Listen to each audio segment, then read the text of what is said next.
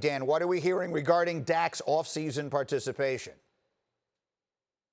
Hey, Greeny, talking to people around this situation, my understanding is that Dak Prescott has no intention of participating in the offseason program absent a new contract. They obviously have been working on a contract extension, haven't gotten there yet, and as you mentioned, the Cowboys franchised him. Until he signs that franchise tender, he's not technically under contract with the Cowboys, so even if it were mandatory, he wouldn't have to participate. And at the bottom of this, it's not. It's voluntary. So we have a situation where if the Cowboys were gathering this week or next week to start their offseason program, then Dak Prescott would not be there. Since they're going to be doing virtual meetings, virtual workouts, he's not going to participate in those either unless they sign a new deal sometime soon. So it's really no different than if it were a regular situation where they were getting together for an offseason program. At this point, as the franchise player without a long-term contract, he is not planning to participate. Well, the difference, obviously, though, is that he's not in any danger of getting injured. One of the reasons players will give for not going to any kind of workout during the franchise tag period here is because they're afraid of getting injured. That's obviously not on the table in this circumstance.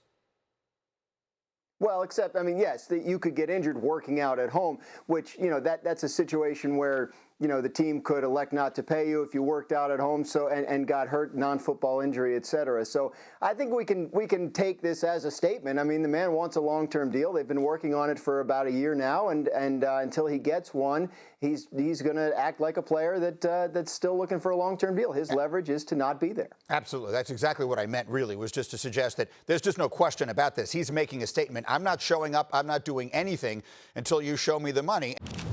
He was taken much later and has provided just as much, if not more, production for this team than Zeke Elliott has. So I don't know what they expect him to do. He tried to do it the so-called right way up until now, where he came into camp and he played well. And he thought that they were going to give him an extension, and they haven't. So now he needs to go about it this way, where you just don't show up. And again, he's not breaking any rules. This is not in holdout. He does not work for them. He's waiting for them to give him a contract, and maybe he'll sign the franchise tender at some point. But he shouldn't sign it until the last minute when he has to, because that's what the Cowboys told him to do by the way they treated Zeke last year. I get it. Here's the part of this I'm trying to figure out. The fact that all this is being done virtually, that players aren't there and they're not on the field, does that make the time that he's missing more important or less important than it would be under the circumstances? Honestly, I think it takes a little sting out of Dak not showing up. So the leverage that he has, particularly when they have a new coach, is like you need your team leader, who is the quarterback, to come in there and help everybody get assimilated with the new coach. They're not changing the offense, so that doesn't matter.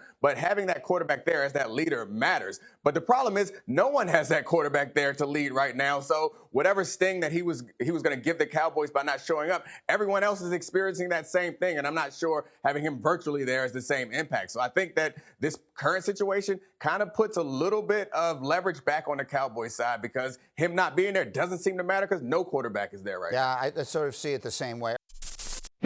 Thank you for watching ESPN on YouTube. For live streaming sports and premium content, subscribe to ESPN+.